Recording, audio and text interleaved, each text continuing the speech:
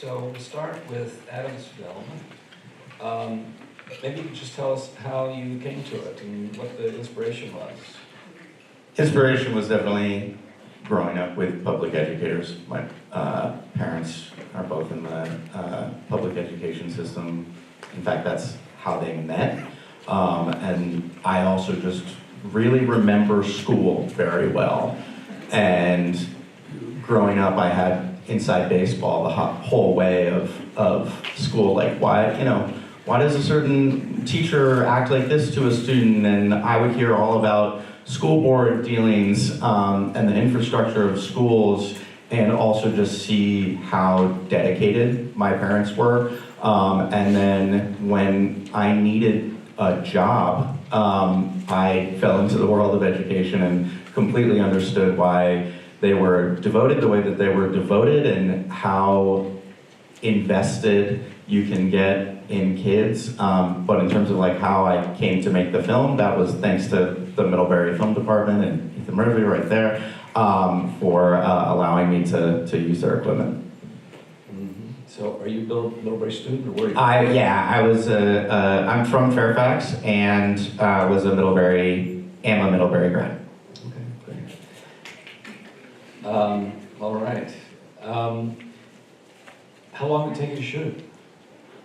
The shoot was 3 days. The shoot was 3 days. Some drone stuff was later on, but the pre-production process was 6 months or so of emailing about 70 schools to try to get them to tell kids to audition for a film. So the kids were not from one school?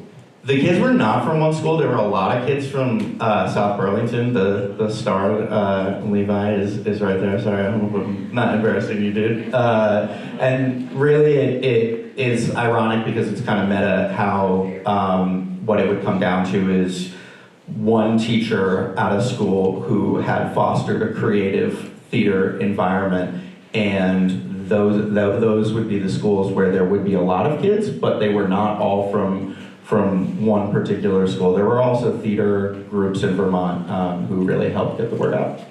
Okay, great. And how about the adult actors? Caitlin Duffy is from Morrisville. She played the teacher, Gwen, and she is also a Middlebury grad, and now is a professional actor. And Andrew, who was the other main adult actor, has done some theater in Vermont, but is himself not from Vermont, but knew Caitlin from grad school for acting. Mm-hmm. Cool. Are any of the actors here? Yes. Well, congratulations. Good work. We just downloaded a decibel meter, and when you hold the microphone very close, 75 to 82 decibels. Sorry.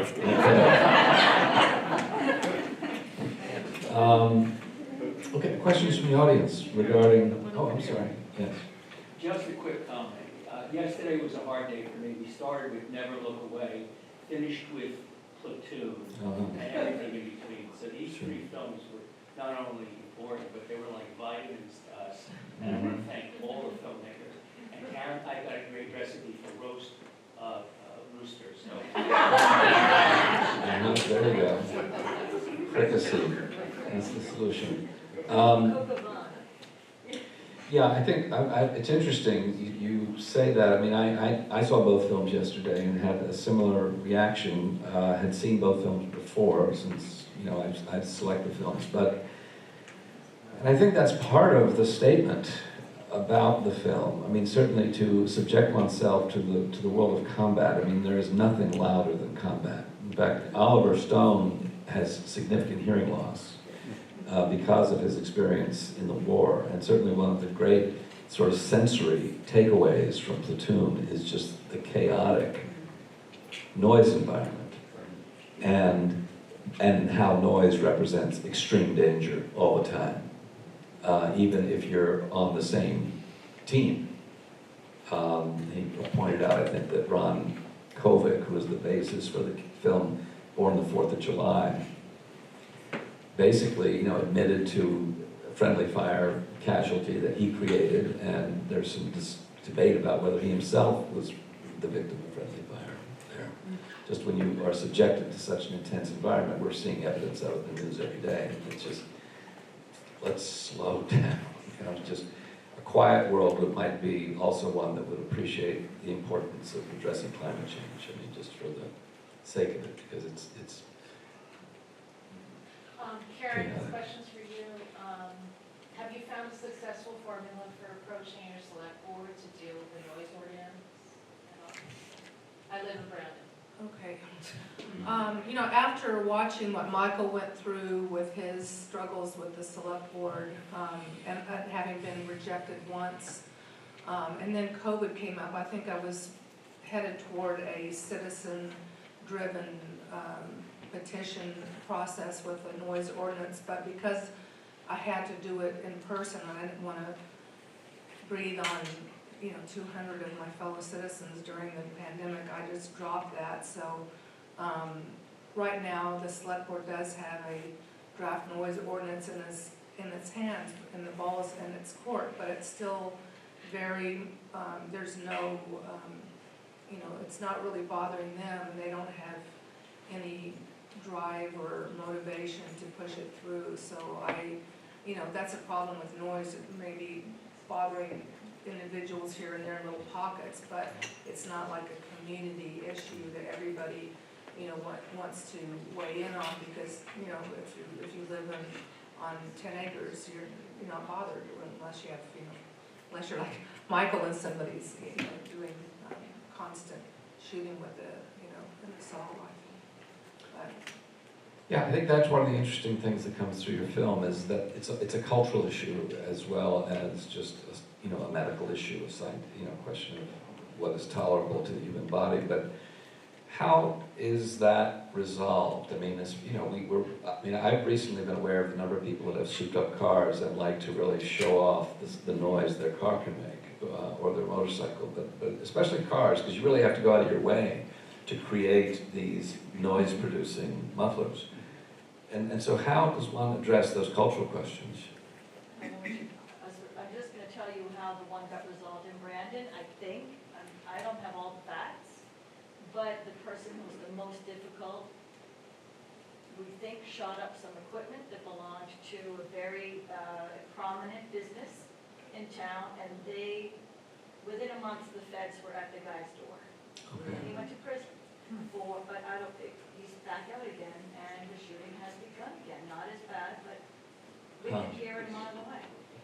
So the key is to get people to start shooting influential people's equipment. Well, I have to say, like, a solution, it's not a long-term solution, but, I felt like when I was making the film that really it was a film about trauma. People who have been traumatized act out, and a lot of times it's a way of noise. These people that they call have vanity noise. They feel unseen, and they want to make noise and get people's attention, and that's their way of dealing with whatever trauma they have. And then they sort of create trauma, and it's sort of this, vicious circle of trauma. And the only way out of it is to develop more empathy in our culture, which is very divided. And I think one of the things that the film has done, if nothing else, is that it has created more empathy for people that are suffering from extreme noise exposure, and by showing stories of people and having that emotional element, it has helped, because I've got friends that are on another select board in small town. She says, next time I get a complaint about noise, I'm going to deal with it differently. So, as an overall solution, making sure people understand the health impacts of noise, that it's not just an annoyance, and then also creating empathy for those that are solving. I don't know what else to do. That's why I made the film. So, obviously there are legislative solutions, but those take a long time. It actually reminded me of another sensory, infringement near where my parents live in Fairfax are those middle fingers. Do people know about this? The statues of middle fingers that a man in Westford was not allowed to expand his business or something, that the town government interfered on it, and so he keeps building these wooden sculptures of middle fingers that he lights up at night. And it reminded me of when they said, well, you can close your eyes, and it's like, not when I'm driving. Yeah. I'm Representative Mary Catherine Stone. I'm in the Vermont State Legislature, and something that I'm on the Education Committee, a lot of the things that we try to push to create positive change in our public education system, I met with resistance because people are married to local control here. And in regards to the noise ordinance issues, the map at the beginning, I was really surprised that we're one of the three, well, surprised but not surprised, that we're one of the 3 states in the union that has like the lowest, like restriction. I'm interested in, like, asking your opinion if you think that state ordinances, like a state regulated ordinance would help more than leaving it up to local control. Like what they're doing in New York. Yeah, I actually think the state is the place. I think in Vermont, especially with these little teeny tiny select boards all over the place, that's actually a difficult issue, and they can't understand necessarily the science and health impacts. So I think the state level is the place for it. But even if you got the state to implement its own laws. Like right now, we don't really inspect our commercial trucks. They've been given self-inspection authority. So I don't know. It's sort of like Boeing. Yeah. So like even if you just took what you have right now and properly muffled and enforced it, but there's just nobody at any level that is interested in doing anything about it, and the inspectors don't even know that they could look at noise, even though it's the same federal law as air pollution. There's an equal one for noise pollution, and the state inspectors don't even know anything about a decibel. So there are things that need to be done at the state level, and we did work with it. I'm on the transportation committee of the Sierra Club, and we did have 3 proposals in the last legislative session that were we thought were most likely to pass, and they didn't go anywhere. But we'll be. One thing I was asking, I mean, this was a very substantial investigation, your film. I mean, there are a lot of different sources, they're using animation, you're using charts, all kinds of things. How long did it take you to make the film, and how did you fund the film? The film, I started making it in about, right when the pandemic happened, early, 2020. Well, I started out with me taking my camera and going, I'm so annoyed, I can't believe this, So it's sort of like, it started out and then I decided to kind of, make it a bigger, I didn't want to make it about me, I wanted to make it about a bigger issue because people don't really understand noise, so that's why we had to have charts and experts and weave that into the stories, but it took 3 years, which is, and funding, I did have some crowdfunding, but mostly self-funded. That's the way it is in the documentary world, I'm sure you know. Sure. It's sort of like we make them our passion projects, and my husband has informed me it will be my last one. Until I find something that I really have to do right. Interesting, yeah. Karen, your film focused quite a bit on your personal problem with noise, and in a town which is affluent and kind of snobby. Do you think your film would have been more effective if you found another person who had a noise issues, like maybe like the Virgin's trucks that have been looking for that bypass for 20 years, so don't go. And I wanted to ask about, or I wanted to mention that the town of St. Albans, which I consider like one of the most redneck towns in the state, I was really surprised that they have a sound ordinance. So, anyway, those are some of my comments and questions. Well, I guess my incentive for making the film was my own personal health problems that I was suffering, and I wanted to include those. I mean, I did include other people and their problems, but also I needed somebody to be really vulnerable and show themselves at their worst, and I was willing to do that. And I don't know if other people were willing to do it. You know, I did reach out to Michael. I didn't know him at all. I just picked up the phone and I contacted him, and he was willing to be in the film. So I think his emotional delivery of his problem was very effective. But and then, you know, it's interesting, like on the F-35 issue, there's so many people that wanted to tell their story to me, but not on camera. People are really scared about getting labeled unpatriotic and being attacked by the, you know, military community. So it was very difficult in that sense. So believe me, I kind of wish I wouldn't have been in it, but I kind of had to go there because with lack of other characters willing to speak on camera. Did you get specific backlash yourself? Have you gotten? Not yet, but I have a screening coming up in Stowe on September 7th. I've only showed it to my crowdfunding supporters locally. I haven't showed it to the wider community, so it's going to be interesting. There's a book by Garrett Kaiser. Have you seen it? So good. Yeah, there's a writer from the Northeast Kingdom, Garrett Kaiser, very thoughtful guy, writes a lot for Harvard. He's written a couple of very interesting books, but one of them is about noise. I highly recommend it. You know, it will teach you so much about the cultural issues, and he actually went to Sturgis to the motorcycle rally and kind of studied that noise-making culture. So he really went out there, and you know, he's a local Vermonter. And one funny thing he has in his book, apparently there was a woman up in the Northeast Kingdom who murdered her family because there was some irritating waterfall on her property that drove her crazy, and she, you know, so there's some kind of lore in Vermont with noise and driving people crazy. So Adam, do you have another film in mind? I'd like to make a feature at one point. I have no idea how to do that, but I'm gonna hopefully look to do that because I do have a script and a feature in mind. Now, do you do other work? Do you have a job that? I have a job. I'm a teacher. Yeah, I teach in elementary school and also tutor kids of all ages. Yeah, I thought your performances were very nice. Did you have a way of approaching the actors?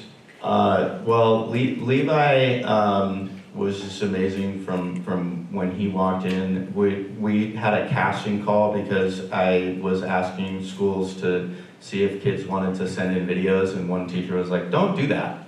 Have them come in person. And so we had this casting call and would just have conversations with the kids, and so it really was based on how much it felt like their personality would fit the character. And Levi is not similar to Shane, however, it was very clear in our initial conversation that he had a lot of empathy and understanding for a character like that, and so a lot of my approach was just talking about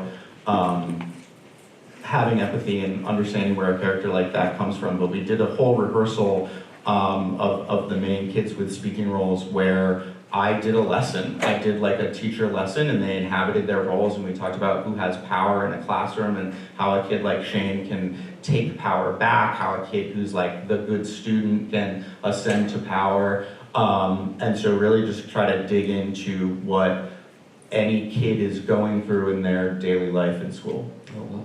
Good, excellent. So it was a learning experience beyond the question of just the production, which is great.